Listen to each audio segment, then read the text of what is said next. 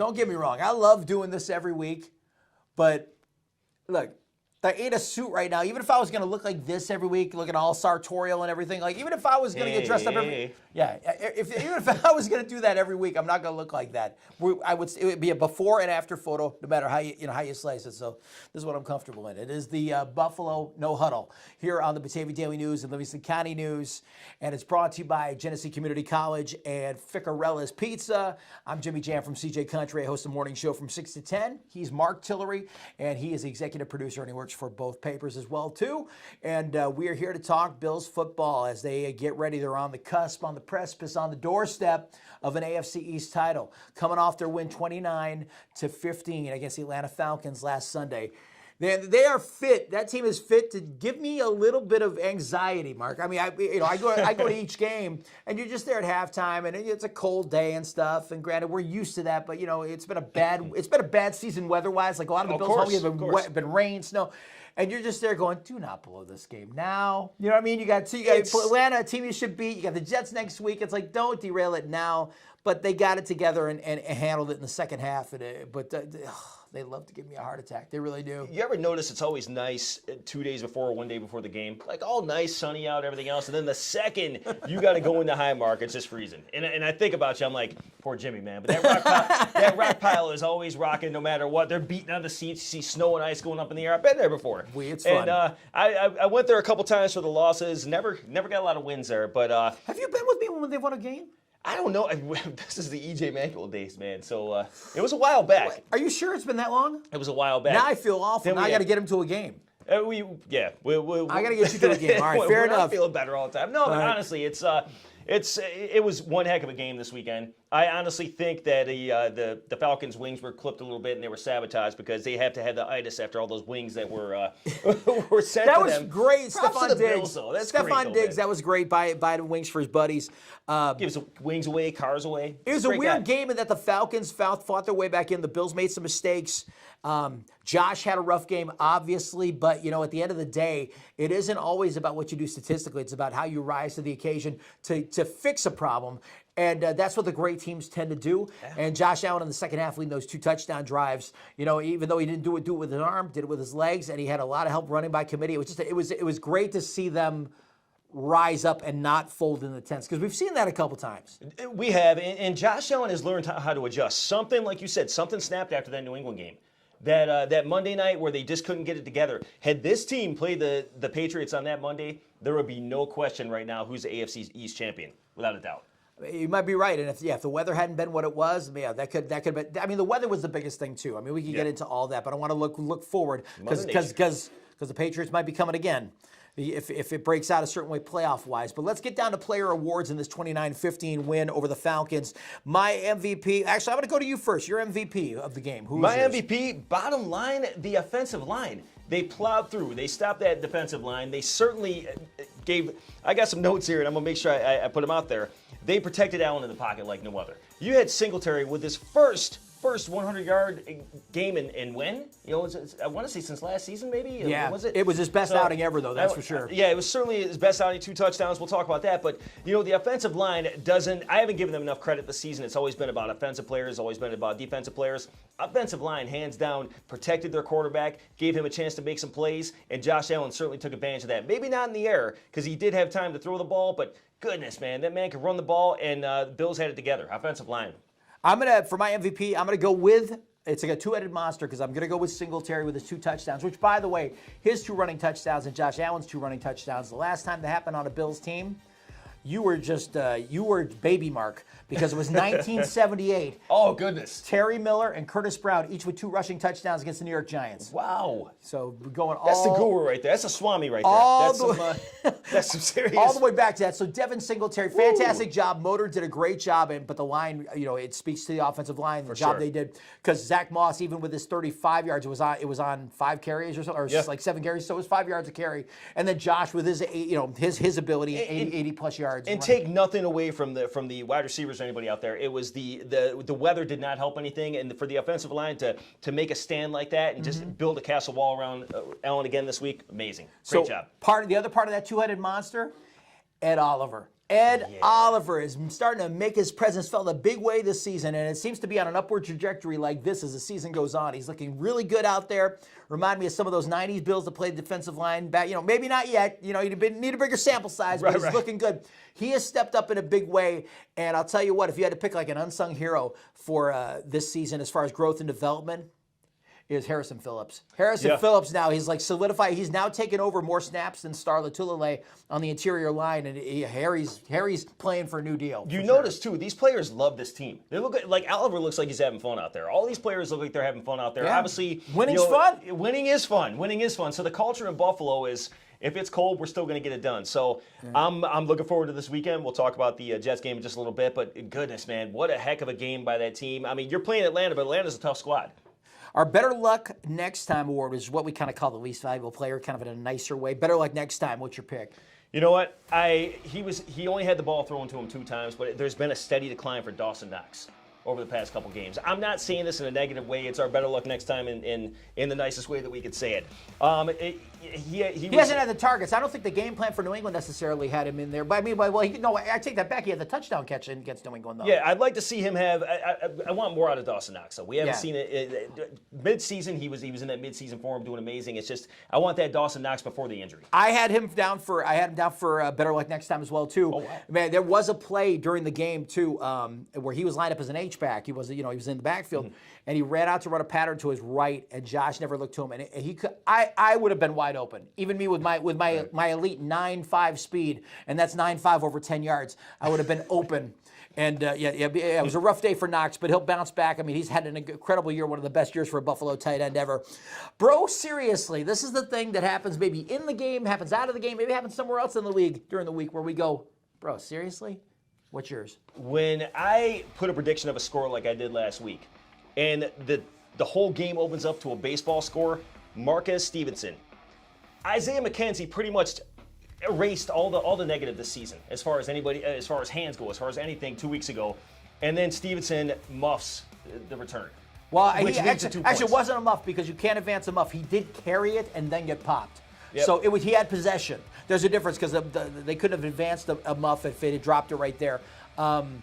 You're right. You got a whole lot of. So it's just, It was a bad day because what happened on the next possession what happened to the Falcons kick returner? He muffed it too. If you remember, he did fumble it too. It might have been that type of day, and I think that may be why McDermott put him back in. Because typically that's the thing. You go, okay, you figure McDermott, okay, he's not coming back out to fill I didn't think he was coming back out. Like Micah Hyde's going to come pick up punts and stuff. But we're talking in the elements like that. Yeah. I honestly expected him not to be benched, but you're gonna get schooled a little bit. No, I mean he went back out there, played the game, but you gotta prepare for those. You gotta prepare for those. That one, you talk about the pursuit on a kick. You notice that later in the game he had a bobble as well too. But because everybody's pursuing so heavily down the field, he used that and made a nice little run up the sidelines there. He is gonna break. At some point he'll find a lane, but right now he's finding his legs as a returner in this league. It seems like he'll find a zone and then run into his own guy or run into whoever and stuff like that. But you can tell he sees the back of his players often. He's got speed, and at some point when he figures out the lanes a little more regularly, it's going to be dangerous. And it's hard to figure out the lanes in the snow. Imagine trying to take off a plane in the snow like that. Absolutely. I mean, it's just, I'll give him a break. It's a very chill, bro, seriously, because the Bills really did nothing wrong in this game. My bro, seriously, Matt Ryan. How long has he been in this league?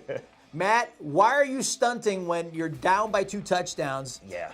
And you're going to try to rub it in someone's face and do the whole glare and everything like that. And guess what? You didn't even make it in the end zone, dude. Your knee was down. About that. Have some composure. You're the quarterback of that team. You're supposed to be the leader on that team. You're supposed to be the Rock of Gibraltar. I mean, and let's face it, him stunting on a player is like Woody from Toy Story stunting on you. I mean, he strikes no fear in anybody. He doesn't. He's about as scary as a box of kittens. Exactly. So, Matt Ryan, I don't know what you were thinking, but he cost the team 15-yard penalty, and now they're back. And that was a touchdown with 6 minutes left. It would have put them within a touchdown, 6 minutes left. And no, they put themselves in a bad spot. That's one of those boneheaded plays you don't make, and his veteran leadership should have been there at that point. And to taunt the players, the player that he was taunting, it's a complete joke. You know what we need to do right now? We need to talk to Alex Brasky. It's been a couple weeks since he's been on the show. And you and I sort of talked about this in the playoffs, who we want to face, maybe not want to face right off the bat. What's the best path to get the Bills into the playoffs? Now, a lot of this is prerequisite on them handling their business and winning it against the Jets on Sunday and being able with the division title. But Alex, Batavia Daily News and Livingston County News reporter, my question to you is, what's the team the Bills least want to face in the playoffs? If I'm the Bills, the team that I want to face least in the postseason is the Indianapolis Colts. Why? Well, they proved why when they came to Buffalo and throttled the Bills behind a solid running game led by MVP candidate Jonathan Taylor. Taylor is one of the best running backs in the league, and the Bills have one of the worst run defenses in the league. So that is a bad matchup for the Bills, and although I'm not worried about Carson Wentz if I'm the Bills, I am worried about Jonathan Taylor and that Colts rushing attack, along with one of the best offensive lines in football. So if I'm the Bills, I do not want to face the Colts in the AFC playoffs. All right, we are going to go get our game time fix. And in about 30 seconds, we're going to come back and talk about the Bills versus the Jets. The Bills need a win to be AFC East champions back-to-back.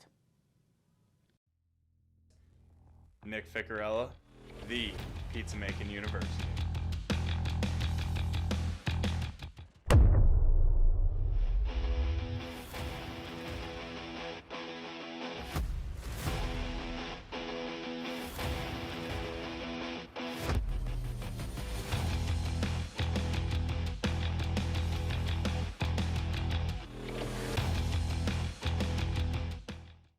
All right, now that I'm good and hungry here, and let me wipe my mouth while you talk about the New York Jets a little bit here, or we talk about the Jets together. It's one of those struggle seasons for the Jets. They've had a lot of them. George Sala in his first year in the role. I will say, at times during the season, they've done some things. Now, the Tennessee Titans, they were a little. The Tennessee Titans were banged up, and the Jets got a win against them. The Jets played a good half against the Buccaneers this past week. Tampa Bay's no slouch. They've got some nice parts on the team. Zach Wilson, granted he needs work, but he's gone 5 games without a pick. That's progress. Yeah. And they got some nice pieces. I mean, what are you seeing out of the Jets? They're a young team. They definitely need to build up a lot. But they just thinking back to the Colts Jets game earlier this season. That was a heck of a performance by the Jets on a Sunday night. So they're a team that can certainly beat and play spoiler. But we're talking. They went toe-to-toe with the Super Bowl champions this past Sunday and played a heck of a game. I mean, and this goes to your theory, the drunk NFL of the season. You don't know what's going to happen. Right. I honestly thought they were going to pull that off, and I'm glad they didn't, because it goes to show that they can't. We didn't beat Tampa. We don't want the Jets to beat Tampa. But, man, it's just a very, very tough Jets team, and obviously they're coming into Highmark this weekend, so you can't sit there and say that they're going to be we certainly have the advantage at home. Buffalo has the advantage at home. So coming down to it, the Jets are a strong, young team. Do I think they can beat Buffalo this weekend? We'll see. Here's the thing. The Bills at times have had softer run defenses. At times they can look good, but sometimes they look painful. The Jets actually have a nice running back by committee thing that could be happening and growing for next season. Running back Michael Carter, the rookie. Yes. They've got Ty Johnson and Tevin Coleman. Each of them have done really well in the past few weeks. I'm looking at last week's totals. I mean, you're talking over 100 yards with the 3 of them. Sometimes you get what you need just by committee, just by sharing the load there. And Tevin Coleman. Actually, I was going to say Ty Johnson and stuff. He's a guy who can catch balls out of the backfield as well as run. A fast young receiver core too. Yeah, they've got Jamison Crowder and Braxton Berrios. Those are guys that are a good squad there. C.J. Mosley leading the team with 13 tackles last week on defense. Defensively, I mean, when you look at I'm just giving the eyeball view at the numbers. They definitely give up more yards. There's no doubt about it. Especially during the versus the Bills defense, it's another 100 yards plus per game. So yes, they've got challenges. There's no doubt they got challenges. But they're a young team, and I think they'd love to come into Buffalo and try to wreck shop and play spoiler and stuff and ruin Buffalo's chance to something to. There are teams that run for the bus, and then there are teams that take advantage of opportunities. To set the tone maybe for next year. And I think, and I don't think this team is unfocused under Saleh. I just think they're young and inexperienced, and maybe they lack some talent. The Jets certainly aren't playing for a draft pick on Sunday. I believe they're going in there and they want to play spoiler. And the thing is, Buffalo, and you can honestly say this, they have a tendency to shoot themselves in the foot and get very comfortable. Yeah. I hope they ride off the momentum of these past couple games and realize that this game is the playoffs. You might be in the playoffs, but you want that AFC East title, and you don't want Miami to get it for you. Yeah, here's the other thing, too. I remember the Jets coming into town with a 10-5 record a few years back when Fitzpatrick was their quarterback. They needed a win over the Bills to clinch, and Buffalo wrecked their season. So there is precedent for this happening in the final week of the season. So Buffalo's got to play good, smart football. I do think if Buffalo, at the height of their powers, if they're doing what they're supposed to do and do the basics well and avoid some of the early mistakes that they had last week, I mean, they cannot have 4 turnovers again. No, that's weather. Weather to a point, but I mean, better ball protection. If they can be, and if Josh can make a few better decisions, I don't think it's as close as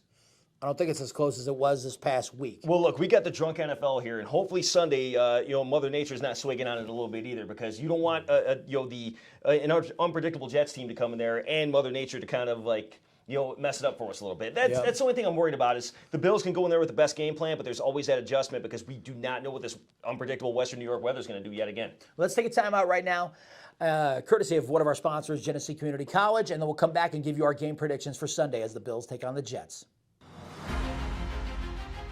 Choose a school where the arts come alive, where science and technology thrive, to create something extraordinary.